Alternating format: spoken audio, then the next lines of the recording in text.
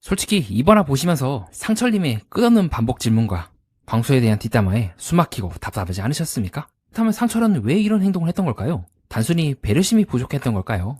상철님이 옥수님을 붙잡고 했던 그 많은 말들은 정말로 옥수님을 설득하기 위해서 한 걸까요? 상철에 대한 장면들을 다시 떠올리면 이상한 부분들이 기억에 남습니다. 상철은 옥순을 설득하려고 한 것 같지만 그러면 그럴수록 옥순은 더 지쳐가는 역설. 어쩌면 상철은 옥순을 설득하는 것이 목적이라기보다 자기 안에 있는 불안을 확인받고 싶었던 건 아닐까요? 저와 함께 이 영상을 끝까지 함께 하실 즈음이면 왜 상철이 이런 행동을 했는지 조금은 이해가 되실지도 모르겠습니다.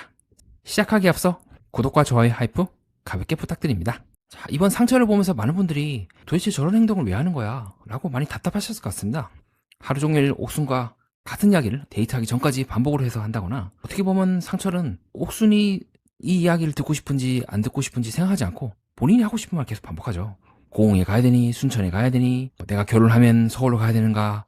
그래서 옥순이 좀 진지한 얘기 그만하자라고 하도 상철은 또 말을 바꿉니다. 그때는 사실 내 꿈은 이제 뭐 전국에 있는 집을 한 채 사는 거다, 영주권에 가는 거다 하면서 또다시 자기 생각과 고민을 막 쏟아부어요. 옥순이 이제 점점 힘들어하는 게 이게 막 보이더라고요. 표정이 점점 어두워진다거나, 차에서도 옥수님은 표정이 상당히 굳어있거나, 창밖을 반복적으로 보거나, 손이 이렇게 양손을 꽉 붙잡고 닫혀있기도 하는 등 많이 긴장되어 있고 불안한 모습을 보였던 것 같습니다. 제가 옥수님이라도 그럴 것 같아요. 옥수님 입장에서는 정말 이 사람이 내 말을 듣고 있는 건가? 간접적으로 계속 몇 번 얘기했는데 반복이 된다면 내가 앞으로 이 사람과 연애를 하거나 결혼이 되면 이것이 더 심해지지 않을까라고 걱정할 법해요. 그리고 그것은 동시에 여러분 또한 비슷하게 느꼈을 모르겠습니다. 그럼 상철은 자꾸 왜 이런 행동을 반복하는 걸까요? 그리고 왜 자꾸 광수에 대해서 얘기를 하는 걸까요? 저는 이러한 상철의 행동에는 아직 아무도 짚지 못한 정말 중요한 지점이 하나 있다고 생각합니다. 어떤 고슴도치가 있습니다. 근데 등에 지금 보이지 않는 곳에 가시가 거꾸로 난 거예요. 그래서 갈 때마다 아야 하고 아파합니다. 근데 그 고슴도치는 내 등에 가시가 거꾸로 났나? 라고 생각하기보다는 주변에 있는 고슴도치를 불안하게 만들고 공격함으로써 아픔을 다른 사람에게 푸는 거예요. 고슴도치들 입장에서는 이제 당황스럽겠죠. 나한테 왜 그러나? 그래서 지나가고 있던 원로 고슴도치가 얘기를 하는 겁니다. 상철씨, 당신은 지금 당신도 모르게 찔리고 있다. 그 가시를 빼야 되지 않겠냐라고 말하지만 고슴도치는 그것을 이해하지 못하고 계속해서 그 아픔을 주변에 푸는 거죠.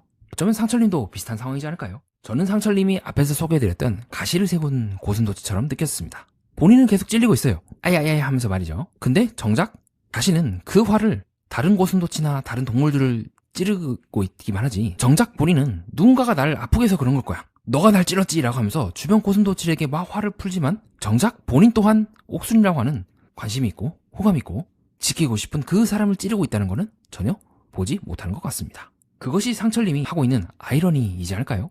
고통스럽고 화가 나면은 주변 사람들에게 화풀이를 하기도 하고 원망하기도 합니다. 근데 사실은 그 원인 중 하나가 자기 자신에 있다는 거를 지금 상철님은 보지 못하고 있는 건 아닐까요? 거꾸로 난 가시처럼 말입니다. 그렇게 상철님은 계속해서 옥수님께 매달립니다. 저는 상철님이 옥수님을 설득하기 위해서 이 말을 했다고 생각하지 않습니다. 옥수님이 나와 만났을 때 감정이 어떤지, 내가 이 말을 했을 때 옥수님이 받아들일 수 있는지 없는지 등 일반적인 설득의 절차와는 많이 다르다고 느끼기 때문입니다. 어쩌면 상철은요, 옥순을 설득하려고 한 것이 아니라 자기 안에 있는 불안을 옥순에게 확인받으려 한 건 아닐까요? 가령 연봉 이야기, 나 괜찮은 남자 맞죠? 실제로 정말 괜찮은 사람이라고 생각하기보다는 내가 괜찮은 사람의 말을 옥순에게 듣기를 원하는 것 같았습니다. 장거리 이야기도 마찬가지죠. 마치 자신이 감당할 수 없는 듯한, 혹시라도 옥순이 장거리 때문에 날 떠나면 어떡하지라는 그 불안이 바뀌어서 옥순님 이 문제 감당할 수 있죠? 라고 거꾸로 옥순에게 확인받으려 했던 건 아닐까요? 이는 광수 이야기라든가 서울 이주 이야기 등 다양한 이야기들이 이 안에 포함된다고 느낍니다. 그리고 이러한 상철의 모습은요, 자기 안에 있는 고통이나 불안, 걱정이 너무 큰 나머지 차마 제대로 그것을 보지 못하거나 볼 수가 없는 상황에서 조금씩 그 불안에 휘둘린다고 저는 느꼈던 것 같습니다. 상철님이 악의적으로 광수님이나 옥수님을 괴롭히는 것 같지 않습니다. 그는 이 불안을 조용히 정리하거나 상대가 부담을 느끼지 않는 방식으로 자기 자신을 표현하는 것이 아닌 압박을 주는 것처럼 보입니다. 그렇게 옥순 입장에서는 이 사람과 함께하고 싶나? 정말 그럴까를 느끼기 전에 내가 이 사람 문제를 감당해야 되나라고 부담을 느낄 수 있다는 겁니다. 자기가 만든 불안과 실제 불안이 있어요. 근데 상철님 입장에서는 그게 구별이 안 되는 것 같아요. 장거리라든가 그런 부분은 옥수님의 말씀대로 우선 상대와 잘 되고 난 후에 고민하면 될 일입니다. 미래 일이고 알 수 없는 일이고, 정작 솔로라에서 상철님이 다른 여자를 선택하거나 옥수님이 다른 남자를 선택하게 된다면 의미 없는 고민일 수도 있다는 거죠. 그런데 상철님의 머릿속에서는 그것들이 마치 현재 생생하게 일어나고 있는 것처럼 느껴지는 것 같습니다. 자기가 만든 불안과 정말 정작 실제 해야 할 불안을 쪼개지 못하고 불안을 계속 키우고 있는 건 아닐까요? 즉 어쩌면 상철은 정말 광수님이라든가 다른 분들이 정말 상철에게 불안을 야기할 만큼 어떤 특정한 행동을 했다기보다는 불안을 야기할 수 있는 징조만 보여도 곧바로 자기 안에는 더 이상 그 불안이 나를 압도하기 전에 먼저 내가 치고 들어가겠다. 나를 방어해야겠다. 그렇게 대하는 게 아닐까요? 조금이라도 광수가 옥순에게 가까이 가거나 그러는 순간 상철 안에 있는 불안이 확 올라올 겁니다. 혹시라도 옥순이 날 버리고 광수에게 가면 어떡하지? 조금이라도 광수가 자기 말을 무시한다거나 대기하는 장소에서 조금만 내가 뭔가 했는데 상대방의 반응이 나와 예상과 달라. 특히 광수의 반응이 내가 생각했던 게 아니야. 봐라. 광수가 나를 질투하고 광수가 나를 신경을 썼기 때문에 이런 식으로 겹치고 내 말을 듣지 않고 저런 식으로 나를 무시하는 걸 거야. 라고 도치가 되고 있는 건 아닐까 생각을 해봤던 것 같습니다. 그리고 이러한 태도에서 중요한 게 있죠. 여기는 나눔 솔로고 경쟁의 판이고 어느 정도 PD를 비롯한 사람들이 짜놓은 판 위에서 일어나는 일입니다. 어느 정도의 경쟁과 어느 정도의 시기, 질투 이런 부분들은 남녀간의 연애 프로그램상 어느 정도 어쩔 수 없는 얘기긴 합니다. 근데 그것을 상철은 어디까지가 적절한 불안이고 어디까지가 질투고 어디까지가 경쟁인지 자기 안에는 그 불안이 뒤섞이고 있는 것처럼 뒤섞여서 증폭이 되고 있는 건 아닐까 생각을 해봤습니다. 상철이 망상을 한다거나 없는 걸로 본다는 뜻이 아닙니다. 다만 똑같은 행동을 하더라도 누군가는 그래 전체적인 분위기에서는 그럴 수 있지. 현실적으로 봤을 때 어쩔 수 없지 라고 그 안에 맞춰서 행동한다면 상철은 나는 가만히 있었는데 상대방이 저랬다라는 이유로요. 이 모든 일들이 일어난 거는 저 사람 때문이야 라고 보기 수월한 심리 상태이지 않을까 생각을 해봤습니다. 자, 그렇다면 우리가 또 하나 의미 있는 질문을 던져볼 수 있을 것 같습니다. 여러분도 많이 궁금해하셨을 것 같은데요. 그러면 왜 자꾸 상철은 같은 이야기를 반복하는 걸까요? 거기에 대한 저의 의견은 다음과 같습니다. 상철 안에는 굉장히 거대한 불안이 있다고 전 느낍니다. 방송상의 모습만 놓고 봤을 때는요. 그러면 그 상철은 불안을 억제하기 위해서 역으로 그 불안에 대해서 내가 고민한다고 하는 느낌을 받고 싶지 않을까요? 마치 남자들이 군대에 입대하기 전에 그 전날 온갖 생각들이 다 나가지만 막상 또 입대를 하게 되면 그런 불안은 없어지며 입대하고 나서 거기에 일에 이제 몰두하게 되는 것처럼요. 오히려 군입대 전에 하게 했던 그 생각들은 뭔가 내 불안을 해결해 줄 것 같지만 실제로는 그렇지 않습니다. 오히려 불안만 더 커지죠. 어쩌면 상철님이 지금 하고 있는 이 고민이나 생각들도 정말 그 고민을 실질적으로 현실 속에서 어느까지가 내가 만든 거고 과제에 포장되어 있는지 과장되어 있는지 아닌지를 구별하기보다는 어떻게든 처리하려고 하다 보니 반복적으로 씹고 또 씹고 생각을 반복하기만 할 뿐 내가 뭔가 고민하고 있고 해결한다는 느낌만 받을 뿐 실제로는 해결이 전혀 안 되고 그리고 그 상태가 계속해서 반복이 되다 보니 이제는 본인도 감당이 안 되어서 옥순이나 광수 등 주변 사람들에게 막 퍼붓는 단계까지 온 게 아닐까요? 즉 어쩌면 상철은 자기에게 압도된 나머지 그 압도됨을 누군가가 풀어주길 바라지만 자세히 잘 들여다보게 되면 모호한 덩어리가 아닌 잘게 쪼개서 보다 보면 해결할 수 있는 것들이라고 저는 보고 있습니다. 지금 상철님은 모든 나를 불안하게 만드는 것들이 해결이 불가능하다. 동시에 해결해야 한다는 모순적인 상태에 놓여 있는데 정말 과연 그것이 그런지 살펴보는 것도 저는 좋은 방법이라고 보고 있습니다. 그리고 어쩌면 이러한 모습들은 우리 주변에서 갖고 있는 태도일지도 모르겠습니다. 내 안의 불안을 보는 것조차 두려워서 자꾸 시선을 돌리고자 하는 것이 역설적으로 더 그 불안을 키운다는 역설 한 번쯤 경험해 보셨을지도 모르겠는데요. 어쩌면 상철님 상태가 그런 상태가 아닐까요? 그렇게 상철님 태도는 상당히 모순적입니다. 인터뷰를 하면서 광수님이 남자답게 그냥 옥수님한테 대화 신청하면 되잖아요 라고 하고 있지만 그러나 상철님은 이번 방송상에서 놓고 봤을 때 거의 하루 종일 옥수님과 대화를 하거나 붙잡고 있거든요. 그러면 광수님 입장에서는 대화할 시간을 줘야 대화를 하지 하루 종일 상철님이 붙잡고 있고 그렇다고 해서 내가 바로 대화 신청을 하기에는 옥수님도 되게 피곤해 보이고 정말로 이 상철님이 너무 많은 시간을 뺏고 있잖아요.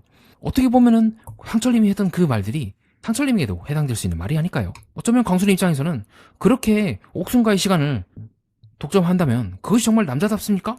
정말로 1대1 경쟁, 공정한 경쟁을 하고자 한다면 상대방의 시간을 많이 차지하려고 하는 것이 아니라 필요한 대화만 하고 그 사이에 제한된 시간 내에 상대에게 어필하는 것이 훨씬 더 중요하지 않을까라고 광수님 입장에서는 그렇게 생각해 볼 수가 있지 않을까요? 왜 상철은 그러면 자기 가시를 보지 못하는 걸까요? 여기에 대해서 많은 분들이 궁금해 하실 것 같습니다.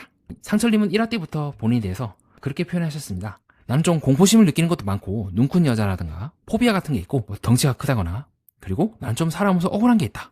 억울해요 라고 말씀을 하신 바가 있습니다. 어쩌면 상철님 또한 살아오시면서 그런 경험이 있었을지도 모르겠습니다. 난 진짜 잘못한 게 없어. 근데 나만 당해야 돼. 왜 나만? 저 사람들은 멀쩡한데 왜 나한테만 그래? 마치 지금 상철님이 광수님에 대해서 갖고 있는 심정처럼 나한테 왜 그래? 광수님 나 광수님한테 잘못한 거 없고 그냥 물어봤는데 왜 날 무시하는 거예요? 라고 어떤 억하심정 비슷한 감정을 느끼면서 그것이 어느 정도 타당할지도 모르겠어요. 저는 그것이 상철님이 자기 가시를 보지 못하는 이유라고 봅니다. 보기만 해도 아프고 건드리기만 해도 아프고 그렇다고 해서 내가 이 가시를 어떻게 할 수도 없고 근데 살아가 보면 자꾸 주변에서 제 몸을 툭툭 건드리기만 해도 바로 아야 하면서 가시가 거꾸로 이제 난 부분까지 아프고 그렇기 때문에 역설적으로 상철은요 자신이 상처받지 않기 위해서 했던 그 행동들이 돌고 돌아서 더 큰 상처를 만들고 더 많은 가시들을 거꾸로 나게 만들고 있는 건 아닐까요? 그렇게 본다면 참 역설적이죠. 그 당시에는 상철님을 보호하는 방법일지도 모르겠어요. 근데 지금은 아니라고 느낍니다. 때로는 어떤 행동들은요 아무런 이유 없이 습관적으로 난 적이 있어요. 그 당시에는 나를 보호했을 수 있을지 모르겠지만 나를 보호하는 원래의 기능을 잃어버렸음에도 불구하고 내 몸에 껍질처럼 남아있는 경우가 있습니다. 어쩌면 상철님의 불안과 걱정, 광수님에 대한 어떤 질투심이라든가 그런 억울하다는 그 감정 또한 같은 상황으로 볼 수가 있지 않을까요? 그렇게 느끼고 방어적으로 나오고 조금만 누가 나를 건드려도 와르르 하고 왔던 그 습관이 더 이상 상철님을 보호하지 않거나 오히려 단단한 껍데기가 되어서 상철님을 가두고 있음에도 불구하고 상철님은 그 껍데기를 보기보다는 내 등을 누가 건드린 거야! 라고 외부에 자꾸 원인을 오랫동안 찾아왔던 것 같습니다. 상철님은 옹호하거나 잘했다고 말하는 것이 아닙니다. 어쨌든 상철은 옥수는 불편하게 했고 광수에게 너무 과한 감정을 가졌죠. 다만 우리가 왜 상철이 이렇게 행동하는지를 함께 여러분과 이해하고 아 그렇구나 라고 한때 우리 또한 그랬으나 말 못한 그 감정을 같이 이해해보기 위해서 이번 영상을 여러분께 소개해드렸던 것 같습니다. 네, 이상 상철에 대한 저의 의견을 여러분께 말씀드려봤습니다. 다음으로는 여러분들이 방송을 보시고 난 후 궁금해하실 법한 것들에 대해서 제 의견을 제안드려보는 시간을 갖겠습니다. 자, 먼저 꼭 상철님이 방송상에서 많은 과한 모습을 보이긴 했지만 광수님도 실제로 무시했을 가능성이 있지 않을까요? 맞습니다. 저도 광수님이 살갑게 대하거나 상철님께 친절하게 대했다고는 느끼지 않습니다. 문제는 그러한 차가움과 친절하지 않음을 곧바로 상철님은 나를 적대한다, 광수님이. 뭔지는 모르겠지만 날 미워한다고 확신으로 느끼고 그 감정을 옥순 등 다른 사람들에게 예의한 게 문제이지 않을까요? 같은 여성을 두고 경쟁하는 입장에서 광수님이 소극적으로 대할 수가 있으나 조금은 차가울 수는 있겠죠. 하지만 그렇다고 해서 상철님이 그것을 더 키워서 생각하는 것은 다른 문제라고 보고 있습니다. 자, 저와 함께 영상을 마무리 지으면서 정리하도록 하겠습니다. 저는 상철의 문제가 단순히 진지하거나 진중하다는 데 있지 않다고 봅니다. 어쩌면 상철의 진짜 문제는 자기 안의 불안을 스스로 정리하지 못한 채 그 답을 옥순에게 계속 확인받으려고 했다는 데 있지 않을까요? 장거리 문제는 실제 문제일 수도 있습니다. 광수라고 하는 경쟁자도 실제로 존재하기도 하죠. 하지만 실제 문제와 내가 키운 불안은 다르다고 봅니다. 이 둘을 구별하지 못하면 우리는 상대와 대화하는 것이 아니라 상대에게 맡기게 되기도 합니다. 내가 불안할 때 우리는 자꾸 묻고 확인하고 설명하고 상대가 내 마음을 알아주길 바랍니다. 하지만 어느 순간 그 말들은 대화가 아니라 압박이 됩니다. 상대는 나를 이해하기 전에 나를 감당해야 하는 사람처럼 느낄 수 있게 되죠. 그렇게 이번 상철의 장면은 단순히 한 출연자의 실수만이라고 보진 않습니다. 우리 또한 때로는 상처받지 않으려고 말을 길게 하고 확인받으려고 묻고 내 안의 불안을 상대의 태도에서 찾기도 하거든요. 하지만 중요한 것은 바로 그때입니다. 정말 상대가 나를 찌른 건지 아니면 내가 내 안의 가시를 보지 못하고 있는 건지 그걸 구별하는 순간 관계는 조금 더 덜 아파질 수 있지 않을까요? 이상입니다. 끝까지 봐주신 여러분 진심으로 감사드립니다. 다음에는 더 좋은 영상으로 찾아뵙도록 하겠습니다.